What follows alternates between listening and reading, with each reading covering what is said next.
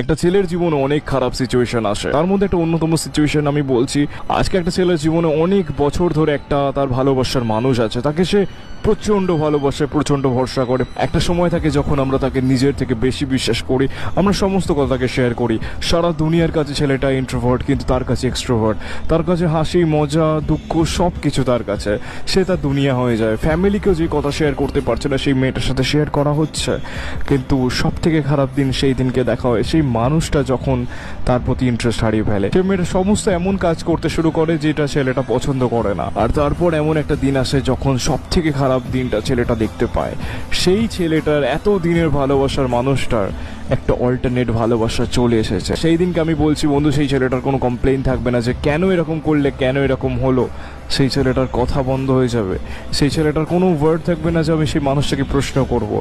অনেক অভিমান, অনেক প্রশ্ন তার মনের মধ্যে লুকিয়ে থাকবে, আর শুধুমাত্র নিজের মনকে প্রশ্ন করবে এটা কেন হলো। কিন্তু সে কিছু বলতে পারবে না, কারণ গোটা দুনিয়া তখন তার কাছে মিথ্যে হয়ে গেল। তার কাছে কোনো কিছু ম্যাটার করে না, তখন সে নিজের প্রতি ইন্টারেস্ট হারিয়ে ফেলে। আর অনেকটা সময়ের জন্য সেই ছেলেটার জীবনটা শেষ হয়ে যায়। আর এখানে অনেক ছেলেরা হার মেনে নেয়, কিন্তু অনেক ছেলেরা বেঁচে থাকে শুধুমাত্র নিজের পরিবারের জন্য।